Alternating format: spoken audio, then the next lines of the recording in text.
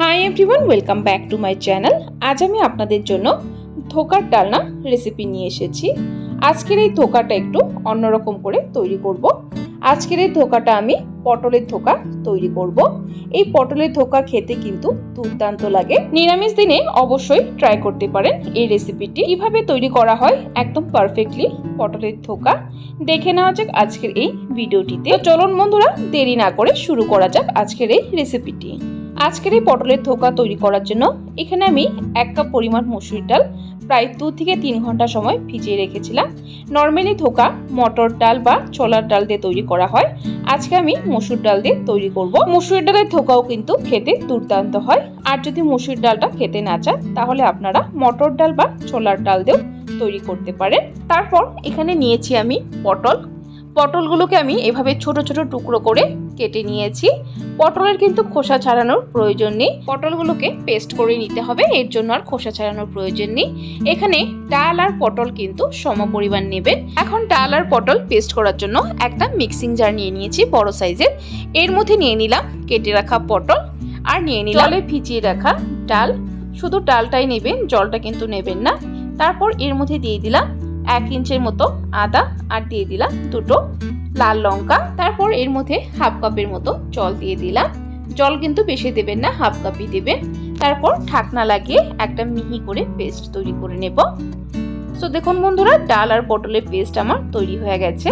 ঠিক এরকম করে মিহি করে কিন্তু পেস্ট করবে। ধোকার এই মিশ্রণটা যদি একদম মিহি করে পেস্ট করা না হয়, যখন ধোকাগুলো তৈরি হবে দানা দানা থাকলে ধোকাগুলো ভেঙে যাওয়ার চান্স থাকে, এর জন্য মিহি করে পেস্ট করবে। এখন এই পেস্টটাকে একটু সময়ের জন্য সাইডে রেখে একটা গুঁড়ো মশলার পেস্ট তৈরি করে নেব। একটা বলে নিয়ে নিলাম 1 টিস্পুন পরিমাণ ধনে গুঁড়ো, 1 টিস্পুন পরিমাণ জিরে গুঁড়ো, 1 টিস্পুন পরিমাণ লাল লঙ্কা গুঁড়ো আর নিয়ে নিলাম 1 টিস্পুন পরিমাণ হলুদ গুঁড়ো। এখন এই গুঁড়ো মশলাটার মধ্যে জল দিয়ে দিব। জল দিয়ে ভালো করে গুলে নিতে হবে। মশলাটা এভাবে আগেই ভিজিয়ে রাখলে সুন্দরভাবে মশলাটা ফুলে যায়। ফুলে গিয়ে গ্রেভিটা খুবই ভালো হয় এবং কালারটাও খুবই ভালো হয়। অবশ্যই এভাবে আগে মশলাটা গুলে নেবেন। তো দেখুন বন্ধুরা, মশলাটা গুলে নিয়েছি, এটাকে সাইডে রেখে দেব। এখন যাচ্ছি ধোকা বানানোর প্রসেসে। এখানে গ্যাসের ফ্লেম চালিয়ে একটা প্যান বসিয়ে দিয়েছি। এর মধ্যে দিয়ে দিলাম 1 টেবিলস্পুন পরিমাণ সাদা তেল। তেলটা গরম হয়ে গেলে এর মধ্যে দিয়ে দিব 1/2 টিস্পুন পরিমাণ হিং। ধোকাতে কিন্তু হিঙের গন্ধটা খুবই ভালো লাগে, যদি অপছন্দ করেন তাহলে স্কিপ করতে পারেন। হিংটাকে দিয়ে একটু সময় নেড়ে চেড়ে তারপর এর মধ্যে দিয়ে দিব ডাল আর পটলের পেস্ট। দেখুন পেস্টটা দিয়ে দিয়েছি। তারপর এর মধ্যে দিয়ে দিলাম 1/2 টিস্পুন পরিমাণ নুন আর দিয়ে দিলাম 1/2 টিস্পুন পরিমাণ হলুদ গুঁড়ো। এখানে নুনটা কিন্তু নিজেদের স্বাদ অনুযায়ী দিবেন। এখন এই মিশ্রণটাকে অনবরত নেড়ে চেড়ে একদম শুকিয়ে নিতে হবে।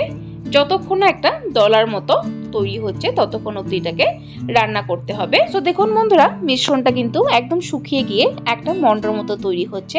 যখনই দেখবেন কড়াই থেকে উঠে গিয়ে এরকম একটা মন্ডর মতো তৈরি হচ্ছে, তখনই বুঝতে পারবেন একদম পারফেক্টলি তৈরি হয়ে গেছে। এখন আমি গ্যাসের ফ্লেমটা বন্ধ করে দেব। তারপর একটা প্লেটে নামিয়ে নেব। এখানে আমি একটা প্লেটে ভালো করে তেল মাখিয়ে নিয়েছি। তেল মাখিয়ে রাখা প্লেটের মধ্যে অবশ্যই দেবেন, নইলে ধোকাগুলো কিন্তু তুলতে অসুবিধা হতে পারে, ভেঙে যেতে পারে। আমি ধোকার এই মিশ্রণটাকে সুন্দর করে এভাবে সেট করে নিয়েছি। মিশ্রণটা গরম থাকা অবস্থায় এভাবে সুন্দরভাবে সেট করে নেবে। ঠান্ডা হওয়ার পর সেট করতে অসুবিধা হতে পারে, অবশ্যই গরম থাকা অবস্থায় সুন্দরভাবে সেট করে নেবেন। এটাকে এখন পুরোপুরিভাবে ঠান্ডা করে নেব, তারপরই কাটবো। সো দেখুন বন্ধুরা, মিশ্রণটা ঠান্ডা হয়ে গেছে। এখন একটা নাইফের সাহায্যে ধোকার শেপে কেটে নিচ্ছি। আপনারা নিজেদের পছন্দ অনুযায়ী ধোকাগুলো কেটে নেবেন। আমি স্কোয়ার শেপে কেটে নিচ্ছি। সো দেখুন বন্ধুরা, ধোকাগুলো কেটে নিয়েছি। দেখুন কতটা পারফেক্টলি তৈরি হয়েছে। এখন ধোকাগুলোকে ফ্রাই করতে হবে। যাচ্ছি পরের স্টেপে। একটা কড়াইতে দিয়ে দিলাম বেশ কিছুটা সরষের তেল। তেলটাকে ভালো করে গরম করে নেব। এখানে আমি সরষের তেল দিয়ে করছি, আপনারা চাইলে কিন্তু সাদা তেল দিয়েও ফ্রাই করে নিতে পারেন। তেলটা আমার গরম হয়ে গেছে। এক এক করে ধোকা তেলের মধ্যে ছেড়ে দেব। তারপর গ্যাসের ফ্লেমটা লো টু মিডিয়ামে রেখে ধোকাগুলো ভাজবো। তো দেখুন বন্ধুরা, ধোকাগুলো দিয়ে দিয়েছি, এক পাশে ভাজা হয়ে গেছে। আমি উল্টিয়ে দিচ্ছি ধোকাগুলো। অবশ্যই হালকা হাতে ধোকাগুলো নাড়বেন, নইলে কিন্তু ভেঙে যেতে পারে। যেগুলো ধোকা আগে দেওয়া হয়েছিল এগুলো ভাজা হয়ে গেছে, প্লেটে তুলে নিচ্ছি। বাকিগুলো এভাবে ঘুরিয়ে ঘুরিয়ে ভেজে তুলে নেব। আর বাকি ধোকাগুলো সেম প্রসেসে ফ্রাই করে নেব। সো দেখুন বন্ধুরা, সবগুলো ধোকা আমার ফ্রাই করে নেওয়া হয়ে গেছে। এখন সেম তেলের মধ্যে দিয়ে দিব এখানে ফোড়নে 1 টিস্পুন পরিমাণ গোটা জিরে, একটা তেজপাতা, 2টো শুকনো লঙ্কা, 3টে এলাচ আর একটু দালচিনি, একটু বলতে 1 ইঞ্চের মতো দালচিনি দিয়েছি। ফোড়নটাকে তেলের মধ্যে দিয়ে দিব। তারপর ফোড়নটাকে 10 থেকে 15 সেকেন্ড ধরে ভালো করে ভেজে নেব। সো দেখুন বন্ধুরা, ফোড়নটা আমার ভেজে নেওয়া হয়ে গেছে। এখন এর মধ্যে দেব আলু। এইভাবে বড় বড় টুকরো করে আমি আলু কেটে নিয়েছি। আলুগুলোকেও ভেজে নেব আগে। আলুর মধ্যে দিয়ে দিলাম সামান্য পরিমাণ নুন আর দিয়ে দিলাম সামান্য পরিমাণ হলুদ গুঁড়ো। নুন আর হলুদ গুঁড়ো দিয়ে আলুগুলোকে ভেজে নেব। যেহেতু আলুগুলো সেদ্ধ করা হয়নি, একটু ঢাকা দিয়ে আলুগুলো ভাজবো। 2 মিনিট পর আমি ঢাকনাটা তুলে দিয়েছি। ঢাকনাটা তুলে দিয়ে আলুগুলোকে আবার ভালো করে নেড়ে চেড়ে নেব। আলুগুলো আমার ভেজে নেওয়া হয়ে গেছে। এখন আলুগুলোকে সাইডে করে মাঝখানে দিয়ে দিব গুলে রাখা মশলাটা। মশলাটাকে দিয়ে আবারও ভালো করে নেড়ে চেড়ে ঢাকা দিয়ে দিব, যাতে আলুগুলো সেদ্ধ হয়, মশলাটাও কষানো হয়। গ্যাসের ফ্লেমটা মিডিয়ামে রেখে প্রায় 10 মিনিটের জন্য ঢাকা দিয়ে দিব। সো বন্ধুরা, 10 মিনিট হয়ে গেছে। 10 মিনিট পর আমি ঢাকনাটা তুলে দিয়ে আবারও নেড়ে চেড়ে নিচ্ছি। দেখুন মশলা থেকে তেল একদমই রিলিজ হয়ে গেছে এবং আলুগুলোও দেখুন সুন্দরভাবে সেদ্ধ হয়ে গেছে। এখন এর মধ্যে দিয়ে দিব গরম জল। অবশ্যই গ্রেভিতে গরম জলটা ইউজ করবে, এতে করে গ্রেভির টেস্টটাও বাড়বে এবং কালারটাও সুন্দর আসবে।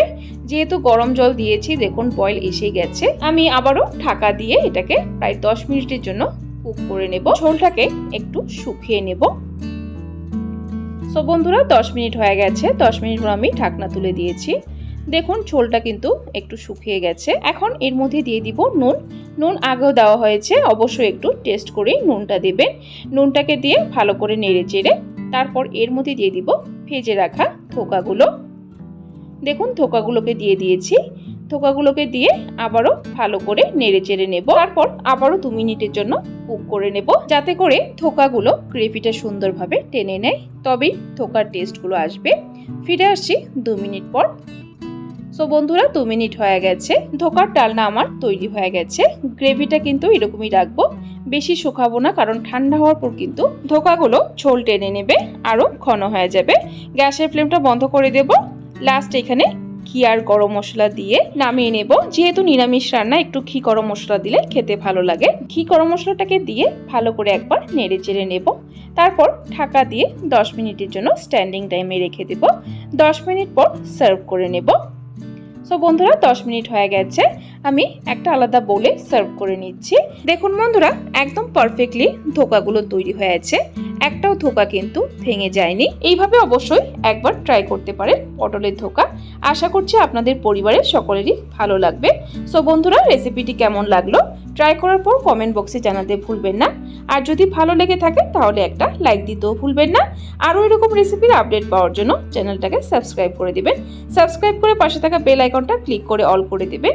তাহলে আমার চ্যানেলে যখনই কোনো নতুন রেসিপি আসবে, নোটিফিকেশন আপনাদের কাছে পৌঁছে যাবে। ভিডিওটি সম্পূর্ণ দেখার জন্য অসংখ্য ধন্যবাদ। ভালো থাকবেন, সুস্থ থাকবেন।